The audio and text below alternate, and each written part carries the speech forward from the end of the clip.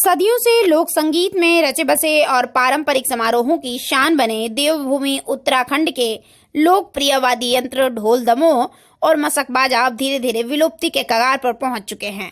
उत्तराखंड की लोक परंपरा में विशेष स्थान रखने वाले ढोल को दमोह को देवताओं का प्रिय वाद्य यंत्र माना जाता है। कहा जाता है कि ढोल की उत्पत्ति भगवान शिव के डमरू से हुई है। ढोल और दमाऊ उत्तराखंड के पहाड़ी समाज की आत्मा रहे हैं। उत्तराखंड के लोक परंपरा में शादी ब्याह व खुशी के मौके पर ढोल दमोह बजाने की परंपरा रही है। विभिन्न अवसरों पर ढोल के अलग अलग ताल बजाए जाते हैं। प्रकृति, देवता, मानव और त्योहारों को समर्पित विभिन्न अवसरों के लिए 300 से अधिक ताल हैं। पहाड़ी लोक संस्कृति में कोई भी संस्कार या सामाजिक गतिविधि ढोल की ताल के बिना पूर्ण नहीं होती।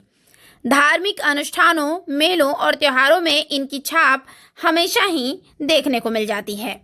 उत्तराखंड के सभी ग्रामीण इलाकों में शादी ब्याह से लेकर मंदिर मठों में बजने वाले ढोल दमोह वाद्य मसकबीन की आवाज अब तथाकथित आधुनिक संस्कृति में कमती जा रही है और इसकी पहचान अब धीरे धीरे विलुप्त होने की कगार पर पहुंच चुकी है। मसकबीन एक पश्चिमी वाद्य यंत्र है जिसे बैकपाइप बाजा भी कहा जाता है।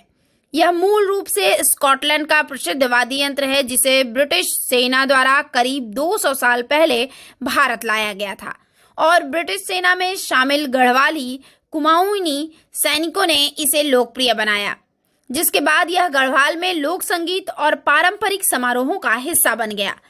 एक समय था जब गांव की किसी भी शादी में ढोल दमाऊ के साथ मसकबीन बजाने वालों को भी बुलाया जाता था, लेकिन अब धीरे धीरे इसे बजाने वाले लोग भी कम होते जा रहे हैं। अब शादी ब्याह में लोग डीजे की धुनों पर थिरकना ज्यादा पसंद करते हैं।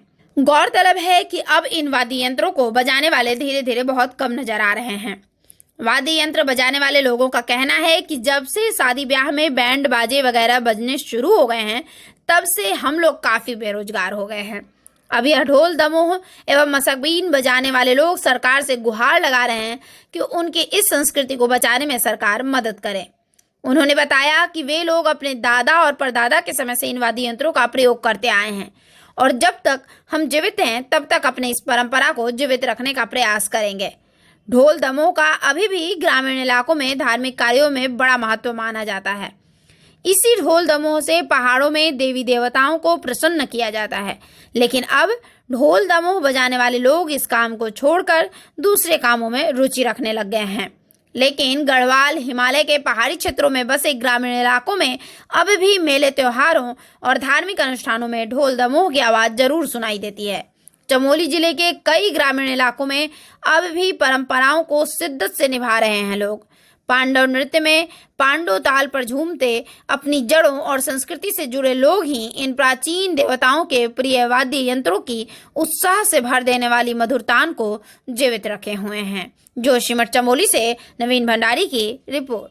हरीश भारती है और मैं जिला चमोली का निवासी हूँ और हम ढोल दमाऊ, मसकबीन और भूकर जो हमारी उत्तराखंड की संस्कृति है, ग्राम स्तरों पे हम इस काम को करने का प्रयास करते हैं, लेकिन ग्राम स्तर पे ये चीज़ लुप्त की कगार पे है और जिससे कि हमारे समाज के लिए ये बेरोजगारी का जैसा एक समस्या खड़ी हो रही है। और मैं पूरा उत्तराखंड से ये अपील करना चाहूँगा कि ये हमारी संस्कृति को बचाने में हमारी मदद करें ताकि हमारा रोजगार बढ़ेगा, हमारे देवी देवताओं की चीज़ आगे आएगी। हमारा ढोल, हमारा भगवान बद्री विशाल को उजागर करने के नौबती और शाम की गज़ल और भगवान माँ नंदा देवी राजराजेश्वरी कुरुड़ के जो कपाट खोलते हैं, जो माँ नंदा राजराजेश्वरी की जात होती है, जो उस जात में भी हम अभिमानी रूप में ढोल बजा करके माता को अवतरित करके माता को ढोला में बैठा करके कैलाश की यात्रा ले जाते हैं।